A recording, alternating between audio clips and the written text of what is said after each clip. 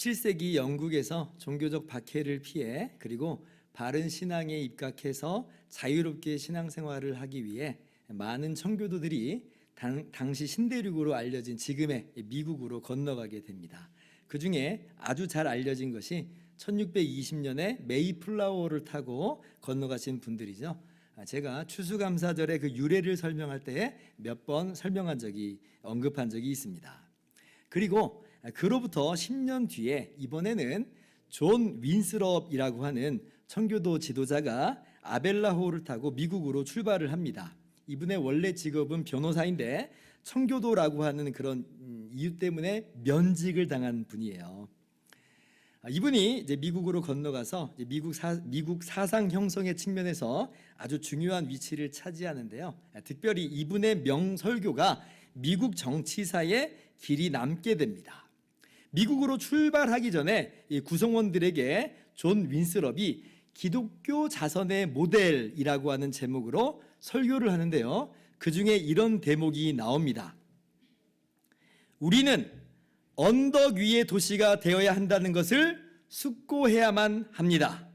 모든 사람들의 시선이 우리를 향하고 있습니다.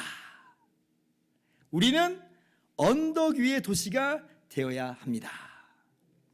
그러니까 언덕 위의 도시라고 표현되는 바 사랑과 정의와 자비와 형제애로 뭉친 바람직한 기독교 공동체의 모델을 건설하자라고 하는 거죠. 그리고 이제 존 윈스럽이 미국 땅에 도착을 해서 매사추세츠 최초의 주지사가 되고요. 그리고 이제 그 후에도 여러 번 재선을 해서 이 공동체를 이끌게 됩니다. 그래서 이 언덕 위의 도시라고 하는 개념이 지금까지도 미국 사상사에 깊이 자리 잡게 된 거예요. 뭐 우리가 미국 역사나 무슨 어떤 정치에 대해서 뭐 자세히 알 건 아닙니다. 그러나 다만 이 표현만큼은 우리 마음속에 담고 있을 필요가 있어요. 우리는 언덕 위의 도시가 되어야 합니다. 모든 사람들의 시선이 우리를 향하고 있습니다. 사실 이 표현이 존 윈스럽만의 고유한 표현이 아닙니다. 아마도 윈스럽은 마태복음 5장 14절 말씀을 지금 염두에 두고 있는 것으로 보여요. 거기 뭐라고 기록되어 있냐면 너희는 세상의 빛이라 산 위에 있는 동네가 숨겨지지 못할 것이요. 산 위에 있는 동네라고 하는 이 표현이요. 영어 성경으로는 똑같은 단어예요. 언덕 위의 도시. 그러니까 이 언덕 위의 도시는 비단 미국 이야기가 아닌 거예요. 오히려 이거는요. 사실 우리 기독교 교회 공동체의 이야기입니다. 여러분, 교회 공동체는 이 시대를 비추는 빛의 공동체가 돼야 됩니다. 교회 공동체는 이 시대가 사모하는 대안 공동체가 돼야 돼요. 사방이 어둠뿐인 줄만 알았는데 저기에 빛이 있구나 하면서 언덕 위의 도시로 가보자 하는 그러한 공동체가 돼야 되는 거죠. 우리 교회가 그러한 빛의 공동체, 언덕 위의 도시가 되기를 바랍니다. 오늘 성경 본문은 그러한 맥락 속에서 이렇게 말씀하고 있습니다. 1절 말씀 같이 한번 읽어볼까요? 시작. 그러므로 주 안에서 갇힌 내가 너희를 권하노니 너희가 부르심을 받은 일에 합당하게 행하여. 자, 여기 그러므로라고 하는 단어는 1장부터 3장까지의 내용을 받는다 이 말이에요. 가장 가깝게는 3장 내용을 직접적으로 받는다. 그래서 적용을 한다든지 결론을 내린다든지 한다는 겁니다. 너희가 부르심을 받은 일에 합당하게 행하라. 뭐예요? 이게 결론적 적용이에요. 그러므로 너희가 부르심을 받은 일에 합당하게 행하라. 부르심을 받은 일에 합당하게 행하는 것이 너희에게 마땅하다라고 하는 거예요. 자, 그러면 우리가요 먼저 부르심을 받은 일, 그냥 한 단어로 표현한다면 하나님의 부르심이 뭔지를 좀 알아야 할 것입니다. 왜냐하면 하나님의 부르심이 뭔지를 알아야 부르심에 합당하게 행할 수가 있잖아요. 우리 기독교에서는 부르심하면 주로 두 가지를 이야기합니다. 그 중에 하나가 뭐냐면 하나님께서 사명을 주시는 것을 부르심이다 소명이다 그래요. 예를 들면 바울을 사도로 부르신 하나님 할 때는 그 부르심이 뭐냐면 하나님께서 바울에게 사명을 주셨다 이 말입니다. 그런데 성경을 보면 사명을 주시는 부르심 말고 또 어떤 부르심이 나오냐면 구원하여 주심을 또 부르심이다 이렇게 불러요. 대표적으로 한 구절만 보자면 로마서 8장 30절에 자 이렇게 기록되어 있어요. 또 미리 정하신 그들을 또한 부르시고 부르신 그들을 또한 의롭다 하시고 의롭다 하신 그들을 또한 영화롭게 하셨느니라. 자 여기 하나님께서 부르시고라고 하는 단어가 나오죠. 여기 부르심은 사명을 주는 그런 게 아니에요. 그 내용이 구원으로 부르심이다 라고 하는 거죠. 하나님께서 예정하신 그들을 부르셔서 의롭다 하신다. 구원으로 부르심이에요.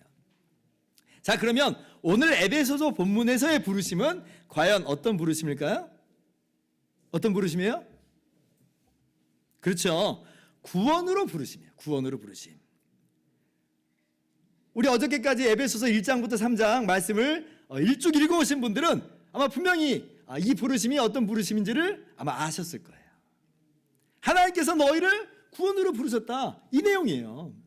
1장 우리 모두는 다 죄인이요 하나님의 아들이 아닌 자들이었는데 하나님께서 그리스도 예수의 십자가 피로 우리의 모든 죄를 사하시고 우리를 하나님의 자녀 삼아 주셨다. 그 부르심. 2장 우리는 허물과 죄로 죽은 자들이었는데 그 어떠한 선행도 그 어떠한 노력도 하지 않았고 또 할 수도 없는 본질상 진노의 대상이었는데 우리는 죽을 마땅한 사람들이었는데 그런데 하나님께서 우리를 사랑하셔서 예수 그리스도 안에서 오직 은혜로 구원하여 주셨다. 바로 그 부르심. 2장 중간부터 3장 우리는 언약 백성인 유대인도 아닌 그저 이방 죄인들에 불과한데 그런데 예수님께서 유대인뿐 아니라 이방인인 우리를 위해서 죽으시고 또한 유대인뿐 아니라 이방인은 우리에게 성령을 주심으로 그렇게 차별 없이 그리스도의 한 몸 삼아 주셨다. 그렇게 구원하여 주셨다. 바로 그 부르심. 그래서 오늘 본문 4장에서 말하는 부르심은 우리를 구원으로 부르신 부르심을 이야기하고 있습니다. 4장 4절 말씀도 보면 그 부르심이 어떤 부르심인지를 우리가 잘 알 수 있죠. 그리스도의 몸이 하나요 성령도 한 분이시니 이와 같이 너희가 부르심의 한 소망 안에서 부르심을 받았느니라. 주도 한 분이시요 믿음도 하나요 세례도 하나요. 구원으로 부르심이에요. 자 그러면 우리가 이 부르심이 어떤 부르심인지는 알게 됐습니다. 그러면 부르심에 합당하게 행하는 것은 과연 무엇일까요? 어떻게 행하는 것이 부르심에 합당하게 행하는 걸까요? 오늘 우리는 어떠한 모습으로 나가야 될까요? 구체적으로 한번 적용해 봅시다. 첫째로 사랑 가운데서 서로 용납하는 것이 부르심에 합당하게 행하는 거예요. 부르심에 합당하게 행하는 게 뭐냐? 사랑 가운데서 서로 용납하라. 2절 말씀입니다. 한번 같이 읽어볼까요? 시작. 모든 겸손과 온유로 하고 오래 참음으로 사랑 가운데서 서로 용납하고. 자, 이 말씀 좀 보세요. 원문의 문장 구조를 좀 더 자세히 본다면 원문상 모든 겸손과 온유를 가지고 오래 참음을 가지고예요. 그래서 이거는 이러한 성품과 이러한 마음 자세로서라고 하는 뜻입니다. 그리고 요청하는 바는 뭐냐면 사랑 가운데서 서로 용납하라요. 사랑 가운데서 서로 용납하라. 이게 부르심이 합당하게 행하는 것이다. 이게 참 의외죠. 어떤 면에서 의외냐면 자, 우리를 구원하신 부르심에 합당하게 행하는 것이 뭐냐? 자, 그러면 우리 머릿속에 제일 먼저 떠오르는 이미지가 뭐예요? 어떤 게 딱 떠오르고 어떤 모습이 스치고 지나가요? 어떤 도덕적이고 윤리적인 바른 행동 이런 것들이 우리 머릿속에서 스치고 지나갑니다. 그런데 오늘 말씀은 그것부터 말하지 않아요. 물론 나중에 이야기합니다. 4장 17절 이하를 보면 그 내용이 나와요. 그걸 무시하는 게 아니에요. 그런데 지금 사도 바울 마음 가운데 제일 먼저 떠오르는 게 뭐라는 거예요? 그런 도덕적이고 윤리적인 바른 행동보다도 사랑 가운데서 서로 용납하라는 거예요. 이것은 우리 교회 공동체가 본질적으로 어떠한 공동체이며 어떠한 공동체로 나아가야 하는지를 너무나 잘 보여주고 있어요. 여러분, 교회는요, 사랑 공동체입니다. 사랑받은 공동체고 사랑을 나누는 공동체예요. 이게 교회예요. 저번에 제가 산정호수를 갔는데요, 그 둘레길을 걷다 보니까 돌담병원이 나오더라고요. 돌담병원이 있는지 몰랐는데 걷다 보니까 돌담병원이 있는 줄 알았어요. 실제 병원 건물은 아니고 그 유명한 드라마 있죠? 낭만 닥터 김사부의 배경으로 쓰인 건물입니다. 거기 낭만 닥터 김사부에 이런 명대사가 나옵니다. 낭만 보존의 법칙. 대부분의 사람들이 존재하는 줄 알면서도 존재하지 않는다고 믿는, 그러면서도 누군가는 꼭 지켜줬으면 하는 아름다운 가치들. 매일매일 다가오는 삶의 치열하고 팍팍한 현실 속에서도 그 가치들을 지키면서 사는 것이 바로 낭만이다. 참 드라마가 명언을 이렇게 많이 좀 양산하는 것 같아요. 야, 마음에 울림이 좀 있더라고요. 그게 낭만이다. 낭만 닥터 김사부에서는 이제 의사 드라마니까 살린다, 무슨 일이 있어도 살린다, 이게 낭만이었죠. 자, 그러면 우리 교회의 낭만은 뭘까요? 교회의 낭만은 뭐예요? 저는요, 사랑 가운데서 서로 용납하는 것, 그에게서 받은 허물을 받은 그대로 돌려주는 것이 아니라 용서하고 용납하는 것, 그렇게 어디까지나 사랑 공동체로 자리매김하는 것이 바로 주님의 말씀이고 우리가 지향해야 될 낭만입니다. 요한복음 13장 34절에 주님께서 이렇게 말씀하세요. 새 계명을 너희에게 주노니 서로 사랑하라. 내가 너희를 사랑한 것 같이 너희도 서로 사랑하라. 35절 같이요. 너희가 서로 사랑하면 이로써 모든 사람이 너희가 내 제자인 줄 알리라. 아멘. 여러분, 부르심에 합당하게라고 하는 말을 한번 곰곰이 되씹어 보세요. 이게 왜 서로 사랑하고 연결이 되는가? 무슨 상관이 있는가? 왜 그렇게 연결을 짓는가? 말씀을 준비하면서 저도 곰곰이 생각을 해보니까요, 이게 정말 연결이 되더라고요. 왜 연결이 돼요? 우리를 구원으로 부르신 그 부르심이 어떤 부르심이에요? 하나님의 사랑의 부르심이잖아요. 사랑의 부르심. 하나님께서 죄인이요 원수인 우리들을 사랑하셨어요. 우리는 사실 하나님의 공의의 심판대 앞에서 영원히 멸망할 수밖에 없는 그런 존재들이었는데, 그러나 하나님께서 우리를 사랑하셔서 독생자 예수 그리스도를 보내주셨다. 예수님께서 우리를 사랑하셔서 그 모든 십자가의 고통을 당하셨다. 그래서 우리가 죄 용서받았고, 그래서 우리가 구원받은 거잖아요. 그래서 우리가 구원받았다라고 하는 것은 우리는 말로 형언할 수 없는 하나님의 사랑을 받았다는 거예요. 그렇다면 하나님의 사랑의 부르심을 받아 구원받은 우리가 어떻게 하는 것이 부르심에 합당하게 행하는 거냐? 답이 딱 나오더라고요. 어떻게 행하는 거예요? 그렇구나. 사랑 안에서 서로 용납하는 것이, 이것이 정말 부르심에 합당하게 행동하는 거구나.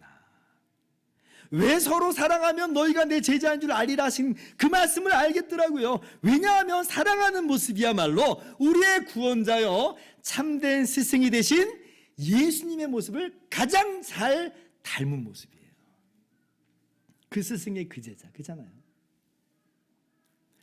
목사님, 사랑 안에서 용납하는 것 말이 쉽지 이거 불가능합니다.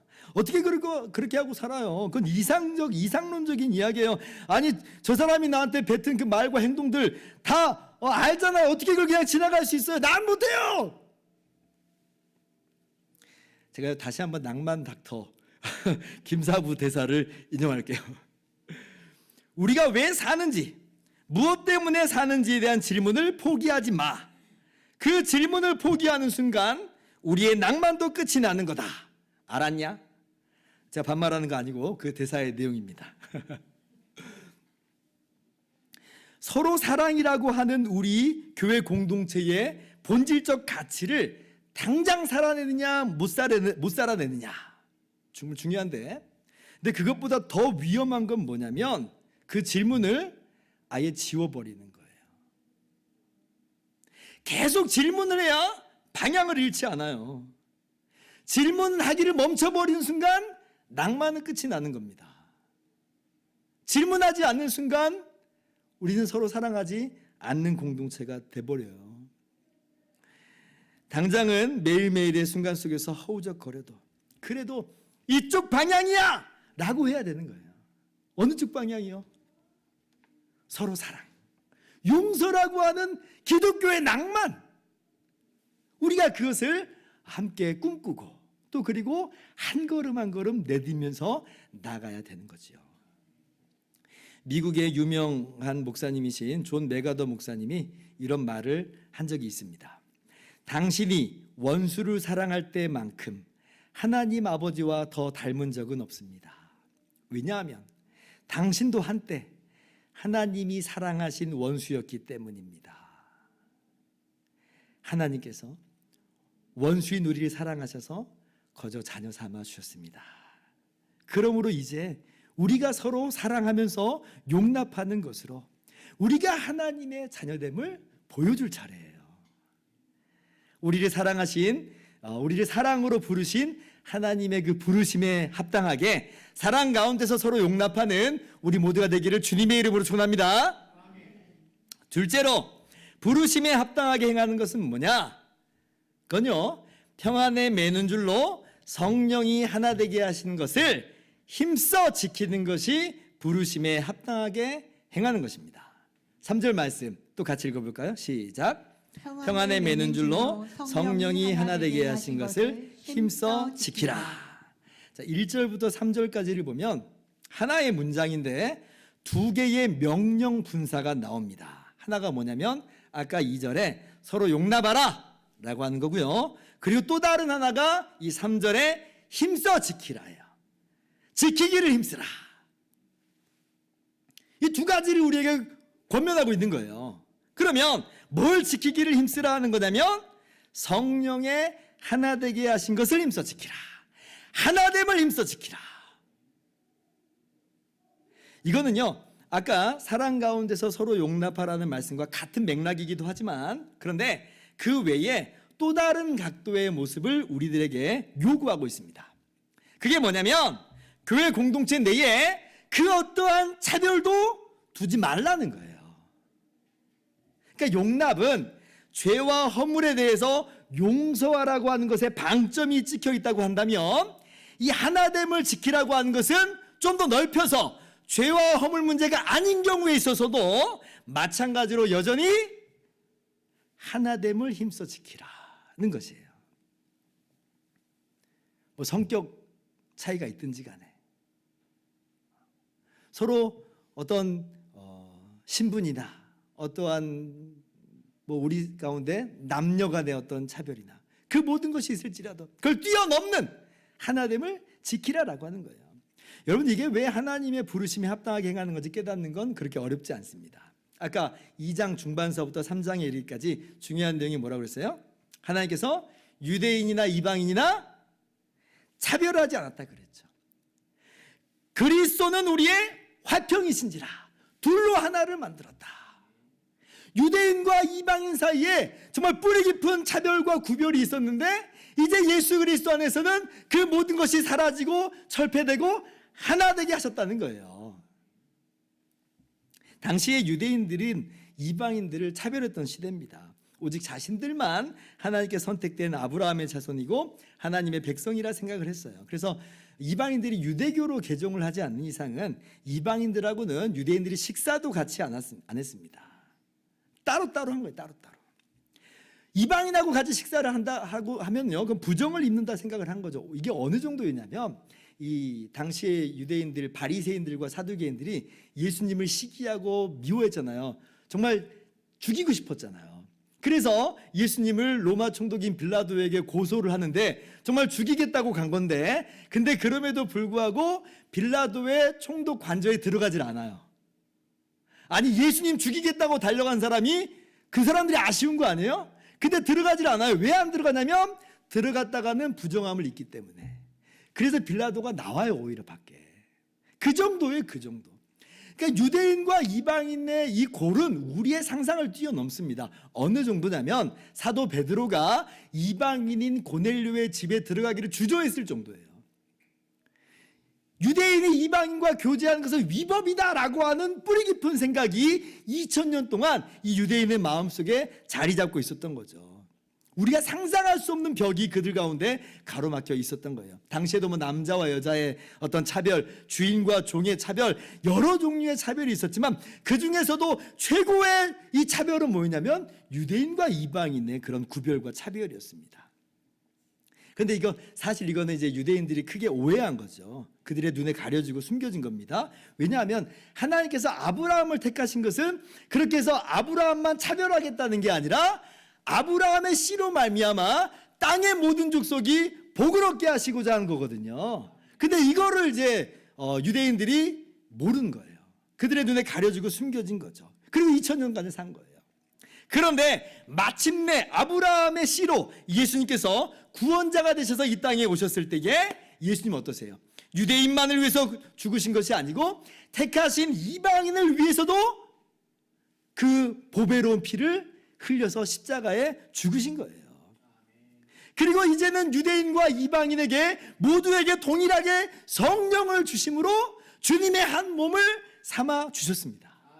그리스도 예수 안에서 이방인이나 유대인이나 할 것 없이 한 몸, 한 공동체로 만드신 거예요.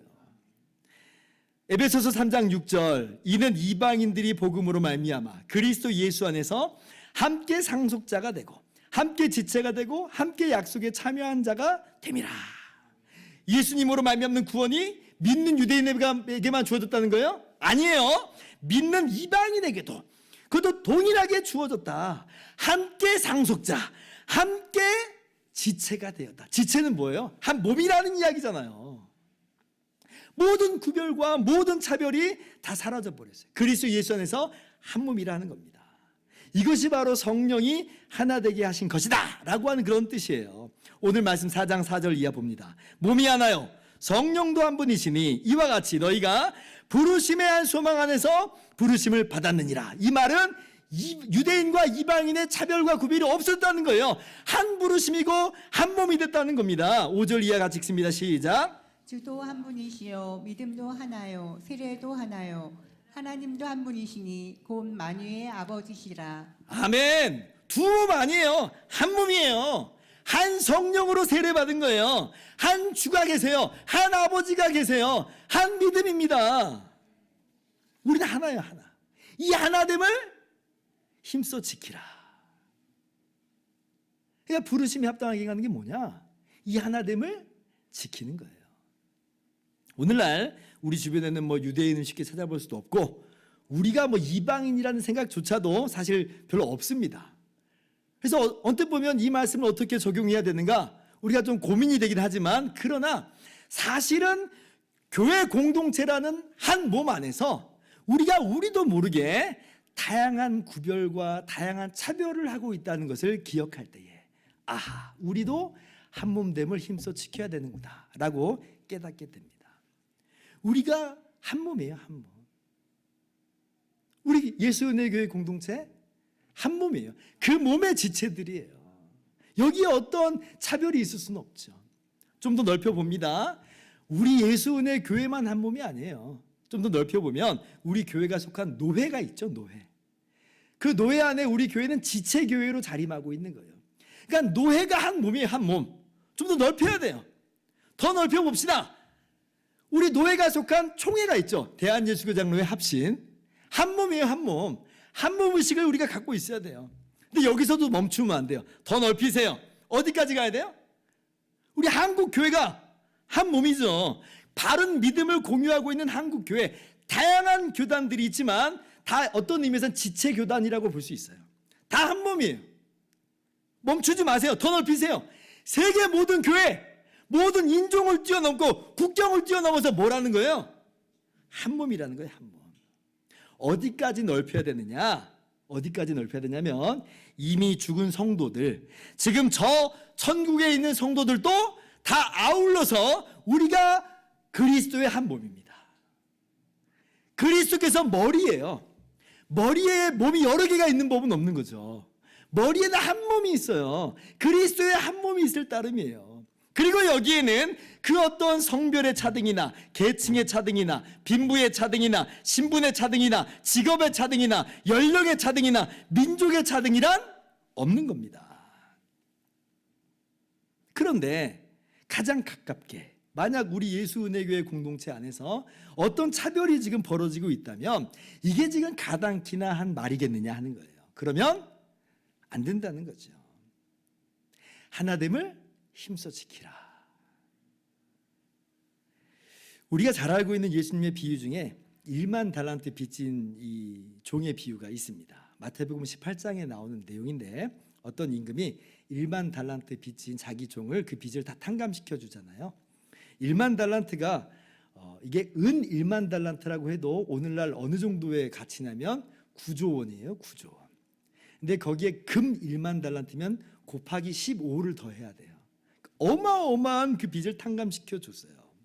그런데 이 1만 달란트 탕감받은 종이 밖에 나가서는 자기에게 100데나리온 빚진 자를 만나가지고 그리고 그 사람을 멱살을 잡죠. 용서해 주지를 않아요. 100데나리온은 오늘날로 따지면 1,500만 원입니다. 결코 뭐 작은 돈은 아닙니다만은 그런데 이 사람이 받은 은혜에 비해서는 엄청 작은 게 맞아요. 그런데 용서를 안 해주는 거예요. 그러니까 이제 나중에 임금이 그 소식을 듣고는 이 종을 불러다가 홍구멍을 내주죠. 요점은 우리가 하나님께 헤아릴 수 없는 죄를 용서받았기 때문에 그래서 우리가 구원받았기 때문에 너도 가서 너에게 잘못한 사람, 잘못했다고 하는 사람에게 대가 없이 용서해줘라. 이게 요점입니다. 자, 그러면 이제 이걸 차별의 영역으로도 한번 생각해 봅시다. 또 넓혀보는 거예요. 유대인과 이방인의 구별 속에서 사실 우리는 언약 백성 유대인이 아닌 이방인에 불과했는데 그런데 주님께서 이 모든 구별과 차별을 폐하셨죠. 화평을 이루셨어요. 화평을. 이게 똑같은 단어예요. 평안을 이루셨단 말이에요. 그러면 이러한 구원의 은혜, 평안을 받은 우리가 우리끼리 서로 구별하고 차별하고 무시하고 그런다면 그게 말이 되는 소리냐 하는 거예요. 만약 그러고 있다면 그 모습은 마치 1만 달란트 탕감받은 종이 100데나리온 빚진 자의 멱살을 잡으면서 나는 너하고 달라. 어디 맘먹으려고 그래. 너하고 나하고 똑같다고 생각하지 마 라고 하는 거하고 다를 바가 없는 거예요. 너무 우습죠. 유대인과 이방인의 그 차별을 폐하셨는데 우린 또 다른 종류의 차별과 구별을 만들어내고 있는 거예요. 여러분 꼭 기억해야 됩니다. 예수님께서는 유대인과 이방인 사이에서 화평을 이루셨어요. 평안을 이루셨다는 거예요. 똑같은 단어예요. 근데 우리가 우리 간의 서로의 차이와 다양한 모습으로 막 불화하고 갈라지고 차별하고 무시하고 한다면 그것은 부르심에 합당하게 행하는 것이 아니다라고 하는 겁니다. 오늘 주님의 말씀을 기억해야 됩니다. 부르심에 합당하게 행하라. 평안에 매는 줄로 샬롬으로 성령의 하나 되게 하신 것을 힘써 지키시기를 주님의 이름으로 축원합니다. 자, 이제 마지막으로 살펴볼 것은 우리가 사랑 가운데서 서로 용납하고 그리고 평안에 매는 줄로 성령이 하나 되게 하신 것을 힘써 지켜야 하는데 자, 그렇다면 어떠한 마음가짐, 어떠한 자세를 견지하면서 그렇게 해야 되는가 하는가를 간단하게 살펴봅시다. 첫 번째는 겸손과 온유함을 가지고, 두 번째는 오래 참음을 가지고. 2절 말씀이에요. 또 한번 읽어봅시다. 시작. 모든 겸손과 온유로 하고 오래 참음으로 사랑 가운데서 서로 용납하고. 아멘. 자, 우리가 오늘 구역 모임 때 여기에 대해서 서로 나누는 질문이 있을 겁니다. 그때 우리가 구체적으로 우리 삶을 더 나눠보면서 돌아볼 수 있기를 바랍니다. 자, 그런데 이 겸손과 온유함이라고 하니까 저한테 딱 떠오르는 말씀이 있었어요. 빌립보서 2장 3절인데요. 제가 읽어볼게요. 아무 일에든지 다툼이나 허용으로 하지 말고 오직 겸손한 마음으로 각각 자기보다 남을 낮게 여기고. 우리가요 은근히 우리 잘난 맛에 살 때가 많아요. 신앙생활도 그렇게 할 때가 많습니다. 아, 쟤는 왜 저러는 거야. 비교하기 일쑤고요. 은근히 그 안에서 우리의 우월함을 내심 뽐내면서 살아갑니다. 근데 사실 그렇지 않아요. 우리 그렇게 대단한 사람들 아니에요. 제가 몇 번 반복해서 말씀드립니다만은 우리는 허물과 죄로 죽었던 사람들에 불과해요. 우리는 본질상 진노의 자녀들이에요. 진노의 대상들이에요. 주님이 살려주셨으니까 산 거지 우리의 힘으로는 살 수 없는 전적으로 무능력하고 무기력한 사람들이라 하는 거예요. 종교개혁자 루터가 이렇게 말합니다. 다른 사람의 죄를 기준 삼아 나의 거룩함을 측정하지 않도록 조심하십시오. 우리가 어떻게 산다는 거예요? 다른 사람의 죄를 기준 삼아 나의 거룩함을 측정하고 있다는 거죠. 상대적으로 나는 너보다 나아 그러면서 구별하고 차별짓고 있다는 거예요. 그러지 말라는 거예요. 그러지 말라는 거예요. 우리는 하나님 앞에서 오직 죄인일 뿐입니다. 다른 사람 어쩌고 저쩌고 하고 자식할 게 없는 거예요. 그러니까 우리는 겸손할 수가 있어요. 겸손할 수가 있어요. 그리고 그러한 우리를 예수 그리스도 안에서 거저 의롭다 하여 주시니, 거저 높여 주시니 거기에서 우리가 온유할 수가 있어요. 거저 이 복을 받았으니까 온유한 마음이 우리 가운데 부어지는 거죠. 그래서 우리가 이 겸손과 온유라고 하는 이 모습을 잘 유지하고 있다면 사랑으로 서로 용납하는 것이나 평안에 매는 줄로 하나됨을 힘써 지키는 것을 우리가 더 잘 해낼 수 있습니다. 겸손과 온유를 가지고 그러한 태도를 견지하면서 부르심에 합당하게 행하실 수 있기를 바랍니다. 두 번째, 어떤 마음 자세, 어떤 자세를 견지하라고요? 오래 참음으로, 오래 참음으로. 그 유명한 사랑의 메시지를 담고 있는 고린도전서 13장을 보면 사랑을 여러 가지로 표현을 하는데 그 제일 첫들머리에 나오는 그러한 표현이 뭐예요? 오래 참고죠. 오래 참고. 고린도전서 13장 4절, 사랑은 오래 참고. 사랑은 오래 참는 거예요. 하나님께서 우리 사랑하시는데 얼마나 오래 참아주셨어요? 얼마나 오래 참아주셨어요? 우리가 주님께 돌아올 때까지 그렇게 오래 참으셨습니다. 근데 그 정도만이 아니에요. 예수님 믿고 난 다음에도 얼마나 오래 참고 있어요.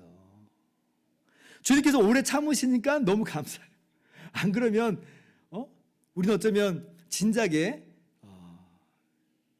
포기되어 마땅한 사람들일 텐데, 그런데 하나님께서는 우리 어리석고 못난 우리들을 지금도 참고 계신다. 박영선 목사님이 한 인터뷰에서 이런 말씀을 하신 적이 있습니다. 사랑을 증명하려면 오래 참아야 합니다. 정말 그래요. 우리가 자녀를 키울 때 보면 이게 몸으로 다 체득한 거잖아요. 얼마나 우리가 오래 참아주고 있습니까? 마음에 안 든다고 우리가 호적 파버리지 않잖아요. 오래 참습니다. 끝까지 참아요. 부모니까, 사랑하니까. 사랑을 증명하려면 오래 참아야 합니다. 그래서 박 목사님이 그렇습니다. 이렇게 얘기합니다. 신앙의 성숙의 지표는 바로 오래 참는 겁니다. 불편한 것을 견디는 겁니다. 나와 다른 많은 것들을 견뎌야 합니다. 우리가 신앙 좋다라고 하면 다른 것들을 생각하기 일쑤인데 그것보다도 더 중요한 지표는 뭐냐면 사랑하느냐, 견디느냐, 이거예요. 오래 참음이야말로 사랑의 증표고 신앙 성숙의 지표다라고 하는 거예요. 그래서 저는 이 오래 참음이라고 하는 이 말씀이 이렇게 들리더라고요. 너의 신앙이 그렇게 계속 성장하면서, 이렇게 들려요. 왜냐하면 우리가 완성형이 아니니까. 우리 진행형이잖아요. 날마다 우리가 오래 참는 그러한 모습으로 나아가고 빚어져가는 사람들이죠. 그렇게 신앙의 성장의 모습을 가지고 또 그렇게 더욱더 성장하기를 사모하면서 어떻게 해라? 서로 용납하고 하나됨을 힘써 지키라. 그렇게 부르심에 합당하게 행하라라고 하는 겁니다. 이제 말씀 마칩니다. 교회는 언덕 위의 도시입니다. 언덕 위의 도시로 더욱더 빛이 나야 합니다. 세상이 볼 때에 감탄이 터져나올 정도로 정말 그렇게 부르심에 합당하게 삽시다. 겸손과 온유로, 오래 참음의 자세로, 서로 사랑으로 서로 용납하고 평안으로 한몸됨을 힘써 지키는 멋진 우리 예수 은혜교회 공동체가 되기를 주님의 이름으로 축원합니다. 기도하겠습니다.